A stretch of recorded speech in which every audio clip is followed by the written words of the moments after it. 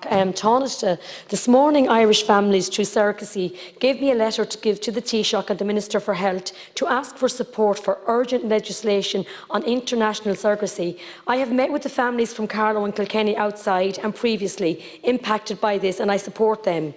There are reports that government will delay the Assisted Human Reproduction Bill because of technical legal issues. Can you tell me, will this legislation recognise and allow for the international and compensated surrogacy which is guided by best practice? I would appreciate knowing the expected timeline for the bill being published. Enactment of this legislation is committed in the programme for government. The AHR bill must be published in a matter of urgency to give legal recognition to children born through surrogacy and their families.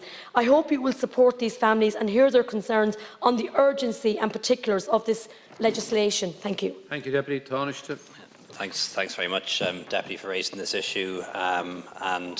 I acknowledge that legislation on assisted human reproduction and international surrogacy is long overdue, and a lot of us have been lobbied about it in recent weeks.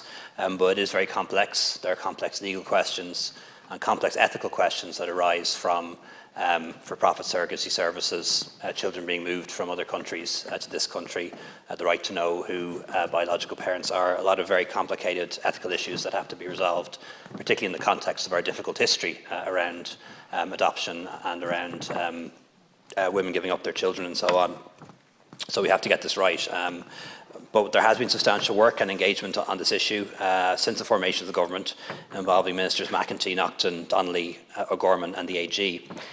In the coming weeks, a memorandum will be brought to Cabinet proposing on how to consider the issues relating to international surrogacy and how to subsequently introduce any legislative change.